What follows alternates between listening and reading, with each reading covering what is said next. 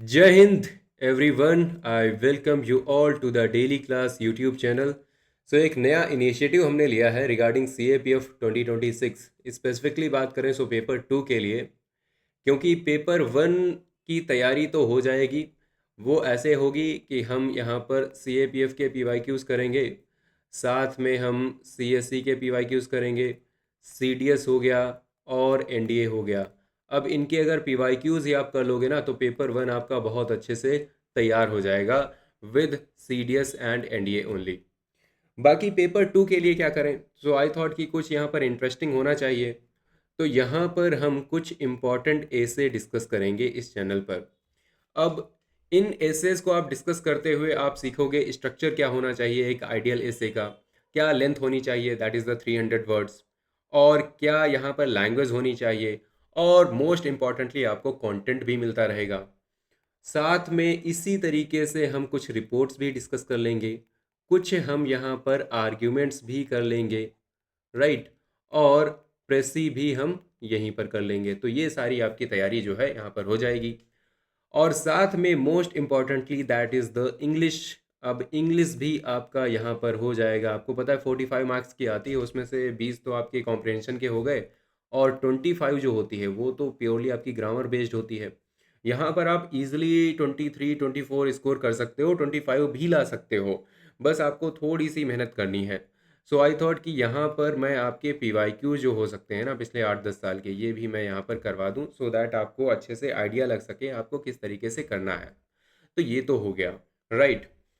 तो ये जो हमारा पहला वीडियो है रिगार्डिंग CAPF पेपर 2, उसमें हम एक ऐसे डिस्कस करने वाले हैं, और ये हमारा टॉपिक है that is the cyber security in the digital age. ये एक PYQ ही है, तो इसको हम देखेंगे। यहाँ पर आपको कंटेंट पता चलेगा, आपको स्ट्रक्चर पता चलेगा ऐसे का क्या होता है, राइट। चलो फिर देखते हैं। एक ऐसे जब आपसे डिमांड किया जाता है यूपीएससी के द्वारा, तो यूपीएससी क्या आपसे एक्सपेक्ट करती है, क्या वो चाहती है? तो यहाँ पर कुछ चीज़ें हैं ना, वो आपसे एक्सपेक्ट करते हैं क्या। सबसे पहले वो आपसे चेक कर रहे होते हैं कि क्या हम जिसको यहाँ पर अपने इंस्टीट्यूशन में लेने वाले हैं, क्या इसको स्ट्रक्चर्स बनाने आते हैं या नहीं। स्ट्रक्चर का मतलब क्या होता है कि आप अपने आइडियाज़ को प्रॉपरली ऑर्गेनाइज कर पा रहे हो या नहीं। आप यहाँ पर पहले चीज़ों को स्टार्ट करते हो, फिर आप एंड तक जाते हो। आप यहाँ पर रैंडम थॉट्स तो नहीं लिखने लग जाते हो, कुछ भी आपने लिख दिया बीच में, फिर आप फिर से थोड़ा सा पीछे चले गए, फिर आप आगे आ गए। तो इस तरीके से चीज़ें नहीं करनी होती, एक फ़्लो होता है ना, एक प्रॉपर फ़्लो होना चाहिए। फिर दूसरी चीज़ जो है वो होती है ब्रेथ। तो ब्रेथ से यहाँ पर क्या मतलब है? ब्रेथ से यहाँ पर सिंपल सा मतलब ये है कि वो चेक करना चाहते हैं कि आपको यहाँ पर चीज़ें मल्टीपल डायमेंशंस में ले जाना आता है या नहीं। ये काफ़ी इम्पोर्टेंट चीज़ हो जाती है, राइट। कि आप यहाँ पर मान लिया एग्रीकल्चर के बारे में लिख रहे हो, तो एग्रीकल्चर में आप डिफरेंट टाइप की वैरायटी ऑफ क्रॉप्स लिख पा रहे हो या नहीं, या फिर आप केवल राबी क्रॉप के बारे में ही लिखते चले जा रहे हो, आप खरीफ में जा रहे हो या नहीं। तो ये चीज़ काफ़ी ज़्यादा इंपॉर्टेंट होती है। मल्टीपल डायमेंशंस, जैसे कि लिए आप एआई पर लिखते हो, तो एआई का यूज़ आपको मिलिट्री में भी बताना होगा, आपको गवर्नेंस में बताना होगा, आपको हो गया एग्रीकल्चर में बताना होगा, राइट। तो हर एक चीज़ में आपको यहाँ पर लेके जाना होता है। और फिर थर्ड जो है दैट इज़ द बैलेंस। देखो बैलेंस लाइफ में ही काफ़ी ज़्यादा इंपॉर्टेंट होता है, इसलिए ऐसे में भी इंपॉर्टेंट है। अब ये बैलेंस कैसे आप बनाते हो? जैसे के लिए कई बार बोला जाता है कि जो कैपिटल मनिशमेंट है उसे एबॉलिश कर देना चाहिए। इस ऐसा जैसे ऐसे में प्रेजेंट किया गया है, तो क्या आप उसके बिल्कुल उसको आप ब्लाइंडली सपोर्ट करते हुए अपने अपने पूरे 300 वर्ड्स उसको केवल सपोर्ट में लिख देते हो, या आप कहीं पर थोड़ा सा इधर जा कर के, मतलब इधर आपको जाना था, आप यहाँ पर बैलेंस क्रिएट करने की कोशिश करते हो। तो बैलेंस बहुत ज़रूरी है। हम्म आपको दोनों साइड्स आनी चाहिए, वन साइडेड चीज़ें नहीं होनी चाहिए। वन साइडेड चीज़ें आपको पता है कि बहुत दुख देती हैं, तो वो चीज़ें ठीक नहीं होती हैं। फिर आते हैं लैंग्वेज पर। भाई लैंग्वेज काफ़ी इंपॉर्टेंट है। अब यहाँ पर वो आपसे एक्सपेक्ट करते हैं कि आप इंग्लिश में लिखोगे या हिंदी में लिखोगे। अगर आप हिंदी में लिखते हो तो भाई हिंदी में फिर अच्छे से हिंदी में लिखो। अगर आप इंग्लिश में लिखते हो तो आप अच्छी इंग्लिश लिखो, है ना। ऐसा नहीं कि आप वहाँ पर ग्रामेटिकल मिस्टेक्स कर रहे हो, आप यहाँ पर गंदा गंदा सा लिख दे रहे हो, तो ये चीज़ नहीं चलती है। और फिर जिसे मैं काफ़ी ज़्यादा इम्पॉर्टेंट मानता हूँ दैट इज़ द कंक्लूज़न। अब इसको मैं क्यों इतना ज़्यादा इंपॉर्टेंट मानता हूँ, मैं आपको समझाता हूँ एक चीज़ से। कि मान लिया आपने 300 वर्ड्स लिखे हैं, इस तरीके से आपने लिख रखे हैं। अब एक एग्जामिनर है या रीडर है, वो पढ़ना शुरू करता है, तो भाई उसने पढ़ना शुरू किया, डेफिनेटली बढ़िया इंप्रेशन बना, ये सब ठीक ठाक रहा। फिर लास्ट में जाते जाते एक्चुअली जब अब वो मार्क्स देने की बारी आती है, तब उसके माइंड में ना ज़्यादा आपका जो लास्ट का जो पार्ट है वही रह जाता है। तो लास्ट में जाते जाते मान लिया आपने यहाँ पर गलती सी कर दिया, आपने ब्लंडर कर दिया, बहुत अच्छा आपने कंक्लूजन नहीं दिया, तो वो यही कहेगा कि यार मज़ा नहीं आया, लास्ट में वो यही कहेगा मज़ा नहीं आया। तो कंक्लूजन आपका बहुत ही अच्छा, बहुत ही कंस्ट्रक्टिव होना चाहिए, सॉल्यूशन ओरिएंटेड होना चाहिए। ये चीज़ बहुत ही ज़्यादा इंपॉर्टेंट होती है। ठीक है, तो ये चीज़ें आपसे डिमांड की जाती हैं। अब एक ऐसे में आपको किस तरीके से करना है वो भी यहाँ पर देख लो, फिर हम चलते हैं अपने टॉपिक पर। तो सबसे पहली चीज़ मैं बताऊँ ना, वो होती है आपका इंट्रोडक्शन। अब कई लोग यही बता के आपको छोड़ देते हैं कि भाई इंट्रोडक्शन लिखो, लेकिन मैं आपको बताता हूँ इंट्रोडक्शन में आपको लिखना क्या है। सो इंट्रोडक्शन में आपका जो भी टॉपिक है ना, उसे डिफाइन करो। सबसे इम्पॉर्टेंट, सबसे बढ़िया चीज़ होती है ना, आप अगर पब्लिक स्पीकिंग भी करते हो, आपको कोई भी टॉपिक दिया जाए, उसको पहले एक्सप्लेन करो, पहले उसे डिफाइन करो। इससे क्या होता है कि आपको टाइम भी मिल जाता है, आप सोच पाते हो आगे आने वाली चीज़ों के बारे में, और एक अच्छा आप फ्लो बना पाते हो चीज़ों का, राइट? ये चीज़ है। और फिर क्या होता है, देखो कोई भी टॉपिक ऐसे रैंडम तो नहीं आएगा। अगर वो करंट से रिलेटेड है, अगर वहाँ पर कोई भी करंट रेलेवेंस मिल रही है, तो भाई वो करंट रेलेवेंस वहाँ पर बताओ। जैसे G20 पर आ गया था, और G20 हमारा 2023 में हुआ था, तो उसे बताओ कि अभी अभी मतलब इंडिया ने G20 कंडक्ट कराया है, and it was a very successful meeting, है ना, समिट, और जो कि हमने अभी कंडक्ट कराई है, इस टाइप से। और साइबर सिक्योरिटी वगैरह हो गया, इस टाइप का टॉपिक है, एक जनरल टॉपिक कई बार मान लेते हैं, तो यहाँ पर आपको रीसेंट एग्जाम्पल देना बहुत ज़रूरी है। रीसेंट का एग्जाम्पल काफ़ी इंपॉर्टेंट हो जाता है कि आप रिसेंटली जो भी चीज़ें हुई हैं वो आप बताओ। या फिर आपका टॉपिक अगर मान लिया फ्रीडम से रिलेटेड है, तो वहाँ पर कॉन्स्टिट्यूशनल वैल्यूज़ प्रेजेंट करो, आर्टिकल 19 को मेंशन करो, आप बताओ कि आर्टिकल 19 में भी देखो फ्रीडम की बात की गई है, राइट? इसलिए काफ़ी इंपॉर्टेंट है। फिर या तो आप डेटा वगैरह बताओ, डेटा या फैक्ट। मान लिया विमेन एम्पावरमेंट पर है, तो आप बताओ कि अभी अभी ऐसी रिपोर्ट आई थी, वहाँ पर इंडिया की रैंक जो है वो 131st आई है, इसलिए ये टॉपिक काफ़ी ज़्यादा इंपॉर्टेंट हो जाता है। तो आप यहाँ पर इंपॉर्टेंस क्रिएट करते हो ना। क्या होता है, देखो मार्केटिंग का सबसे बढ़िया तरीका क्या होता है कि आप जो भी चीज़ किसी के सामने रखने वाले हो, उसकी इंपॉर्टेंस बताओ, क्यों ये चीज़ इतनी ज़्यादा इंपॉर्टेंट है। क्लियर? चलो, उसके बाद देखो, इंट्रोडक्शन के बाद में, इंट्रोडक्शन आपकी पहली चीज़ हो गई, उसके बाद आपका आता है दैट इज़, उसके बाद आपका आता है बॉडी। ठीक है? अब बॉडी स्ट्रक्चर जो दूसरी चीज़ है, कहाँ लिखूँ? यहाँ पर लिख देता हूँ, ये तो ब्लैक हो गया, है ना? दूसरी चीज़ आपकी होती है बॉडी स्ट्रक्चर। अब बॉडी स्ट्रक्चर जो होती है, ये काफ़ी इंपॉर्टेंट चीज़ होती है। ये तो हट जा रहा है। अच्छा, ऐसा है क्या ये? ठीक है। सो दूसरी मैंने बताया आपको, बॉडी स्ट्रक्चर हो गया, ये काफ़ी इंपॉर्टेंट चीज़ है, राइट? अब इसमें क्या होता है, मान लिया आपका टॉपिक है क्लाइमेट चेंज या एग्रीकल्चर से रिलेटेड, तो आप क्या करोगे, इम्पैक्ट बताओगे कि यहाँ पर क्रॉप यील्ड जो है उस पर क्या इम्पैक्ट पड़ रहा है, इरेगुलर मानसून जो हो रहा है उसकी वजह से देखो कैसा का क्या चीज़ हो रही है, वाटर क्राइसिस हो रहा है, फार्मर को काफ़ी ज़्यादा डिस्ट्रेस हो रही है, फार्मर्स परेशान हैं, सुसाइड बढ़ रही हैं, वॉट एवर, अगर मतलब ऐसा कोई केस है तो। फूड सिक्योरिटी वाला इशू है, देखो बहुत ज़्यादा मतलब फूड सिक्योरिटी का इशू हो रहा है, गवर्नमेंट के ने क्या क्या मेजर्स लिए हैं इन सब चीज़ों को टैकल करने के लिए। तो ये सारी चीज़ें आप प्रेजेंट कर देते हो, है ना? आपने पहले यहाँ पर प्रॉब्लम वगैरह इंट्रोड्यूस कर दी थी, आपने यहाँ पर इंपॉर्टेंस बता दी थी, और फिर यहाँ पर आपने उसी चीज़ को कंटिन्यू किया। और उसके बाद तीसरी चीज़ आती है, that is the conclusion, and मैंने अभी अभी बताया कि ये बहुत ही इंपॉर्टेंट चीज़ है। अब इसमें क्या करना होता है, आपको एक बैलेंस्ड ओपिनियन रखना होता है, आपका बैलेंस्ड होना चाहिए। यहाँ पर नहीं कि आपने मतलब बोल दिया कि हाँ भाई, क्रिप्टो करेंसी को बिल्कुल बैन कर देना चाहिए, बिल्कुल गलत चीज़ है, नहीं।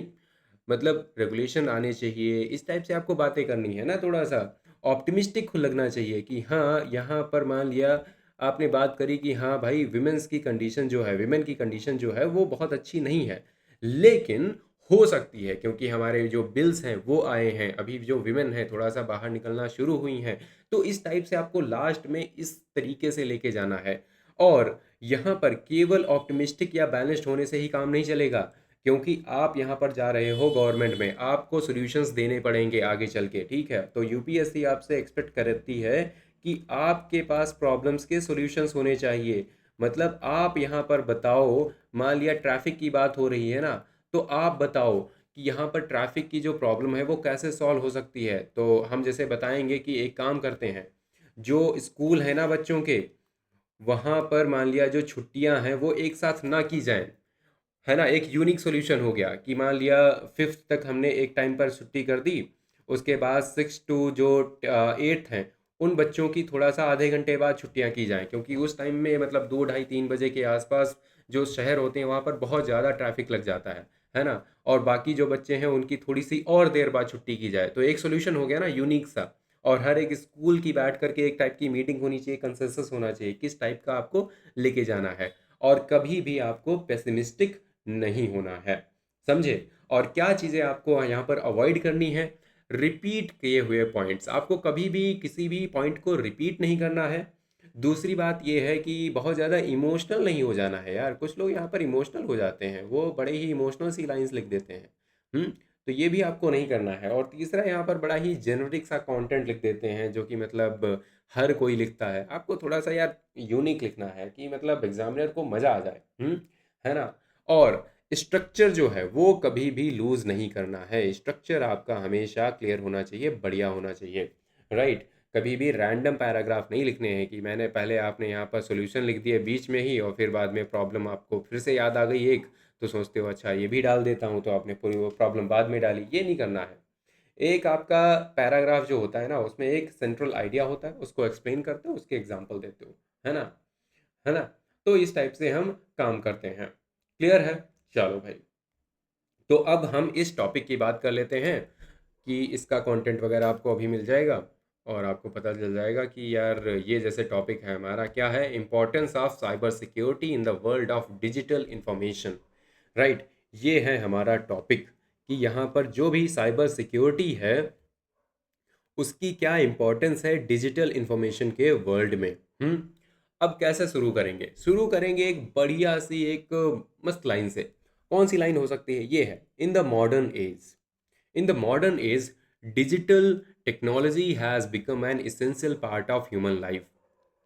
आपने इंपॉर्टेंस बता दी, फिर आपने बोला कि people use the internet for banking, communication, education, shopping, governance and business activities. आपने बता दिया कि इस चीज़ का यूज़ कहाँ कहाँ पर हो रहा है, इंटरनेट का। फिर आपने बोलना है कि although digitalisation has made life easier and faster, it has also increased the risk of cyber crimes. अब आपने चुपके से यहाँ पर साइबर क्राइम को इंट्रोड्यूस कर दिया और पता भी नहीं चला। Therefore, cybersecurity has become extremely important in today's world.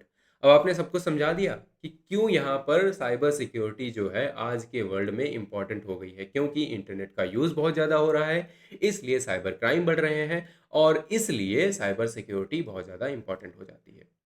हो गया? चलो भाई, अब आगे बढ़ते हैं। अब ये हमारा पहला पैराग्राफ हो गया। नेक्स्ट पे जाएंगे तो नेक्स्ट में ये कहते हैं कि cyber security refers to the, अब आपने साइबर सिक्योरिटी को इंट्रोड्यूस कर दिया, अब साइबर सिक्योरिटी को एक्सप्लेन भी तो करना पड़ेगा, आपको बताना पड़ेगा कि क्या होती है cyber security. So cyber security refers to the protection of computer systems, networks and digital information from unauthorized access and cyber attacks.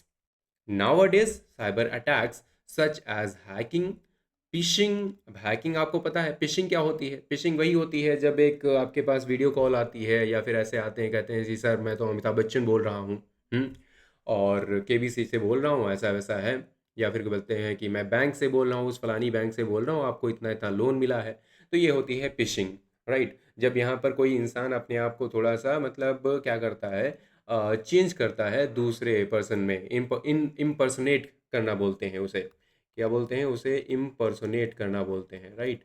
तो ये चीज़ होती है। सो रैंसमवेयर हो गया एंड आइडेंटिटी थेफ्ट हो गया are increasing rapidly. These attacks can result in financial losses, data theft, and disruption in important services. As a result, individuals, companies, and government all need strong cyber security systems. आपने और उसे explain कर दिया, खोल दिया उसको पूरी तरह से, है ना? अब आप यहाँ पर इंडिया में आ जाते हो. For a country like India, cyber security is essential because of the rapid growth of digital services such as UPI payments, e-governance, and online banking. A cyber attack on defense systems, power grids, airports, or banking networks can threaten national security and create panic among citizens. In the modern era, cyber warfare has become a serious challenge for many nations. ठीक है. अब आपने India को भी ला दिया, आपने बता दिया कि इंडिया में क्यों आखिर ये बहुत ज़्यादा इंपॉर्टेंट है, आपने बता दिया ना, राइट. इसलिए काफ़ी ज़्यादा यहाँ पर आपने देखा कि बढ़िया इंट्रोडक्शन हो गया है ना. अब यहाँ पर हम लगभग लास्ट की तरफ आ गए, है ना, क्योंकि 300 वर्ड्स का होता है, बहुत बड़ा होता नहीं है ऐसे हमारे इसमें, ठीक है. फिर यहाँ पर कहते हैं cyber security is also important for economic development. Safe digital platforms increase public trust and encourage online transactions and investment. अब आपने ये नहीं बताया कि केवल साइबर क्राइम की वजह से प्रॉब्लम हो रही इसलिए हमें साइबर सिक्योरिटी चाहिए. नहीं, साइबर सिक्योरिटी हमें इसलिए भी चाहिए क्योंकि इस वजह से हमारी इकोनॉमिक एक्टिविटीज़ में ग्रोथ होगी, है ना. तो ये भी आपको बताना है. तो साइबर सिक्योरिटी देखो, यहाँ पर अभी तक जो हमने बात करी है ना, उसका मतलब ये निकल रहा है कि एक निगेटिव चीज़ को आपने हटाने के लिए साइबर सिक्योरिटी को इंट्रोड्यूस करना है. अब आपने जो साइड यहाँ पर लाई है, इससे पता चल रहा है कि पॉजिटिव चीज़ को बढ़ाने के लिए आपको साइबर सिक्योरिटी लानी है. समझ रहे हो? सो ये कहते हैं कि at the same time citizens should be aware of safe internet practices such as using strong passwords and avoiding suspicious links. फिर कहते हैं the government has taken several initiatives to strengthen cyber security through cyber laws, awareness campaigns and institutions like CERT in. अब CERT ये तुम्हारा एक होता है computer emergency response team, जो कि मतलब यहाँ पर आपकी एक ministry of electronics and information technology जो है उसके अंदर आती है, ठीक है. तो ये बनाई गई थी. फिर यहाँ पर बात करते हैं how your continuous technological advancement requires constant improvement in cyber defence systems. In conclusion, cybersecurity is essential for protecting digital information, economic stability, and national security. A secure cyber environment is necessary for the smooth functioning and progress of modern society. इस तरीके से आपको लिखना है. यहाँ पर structure बहुत ही अच्छा है, लैंग्वेज काफ़ी अच्छी है, ठीक है. डेटा बहुत ज़्यादा नहीं है, लेकिन एक मतलब ऐसा लग रहा है कि हाँ, किसी इंसान ने अच्छे से बैठ के, मतलब पढ़े लिखे इंसान ने थोड़ा सा अच्छे से लिखा है, राइट. तो आपको 12 से 14 15 नंबर आराम से मिल सकते हैं इस ऐसे में. बहुत ज़्यादा तो यूपीएससी वाले देते नहीं हैं. सो इतना है, राइट. तो अब आप बता सकते हो कि आपको ये वाला सेशन जैसे अच्छा लगा या नहीं, ठीक है. और ऐसे ही करके हम और भी एसेस जो हैं छोटे छोटे, आज तो मैंने आपको समझाया है इसलिए आपको जो है टाइम थोड़ा ज़्यादा लग गया. इनिशियली मैंने यहाँ पर एक्सप्लेन किया ऐसे कैसे लिखते हैं. आगे चल के हम सीधा एक टॉपिक को डिस्कस किया करेंगे, छोटे छोटे वीडियोज़ होंगे, ऐसे हो गए, रिपोर्ट हो गए, ठीक है. तो और हमारे आर्गुमेंट्स हो गए, ठीक है. सो बेसिकली मतलब जो भी हमारा होता है सिस्टम पूरा, ठीक है. और मोस्ट इम्पॉर्टेंटली आपका इंग्लिश हो गया, ठीक है. और ये जो CAPF वाला वीडियो देख रहे हैं जो लोग, ठीक है, अगर वो CDS FCAT या फिर NDA की तैयारी कर रहे हैं, NDA की तैयारी तो नहीं कर रहे होंगे, ठीक है. तो हमने एक बैच भी लॉन्च किया है CDS के लिए, CDS इंग्लिश के लिए, ठीक है. अभी तो फ़िलहाल उसमें इंग्लिश के लिए ही है, लेकिन साथ में GK की गाइडेंस डेफिनेटली आपको मिलती रहेगी, राइट. तो अगर आपको इंटरेस्ट है, ठीक है, तो आप यहाँ पर इनरोल कर सकते हैं. आप यहाँ पर टेक्स्ट कर सकते हैं 9264922851 पर. और मिलते हैं अगले वीडियोस में. And till then bye bye, take care and जय हिंद.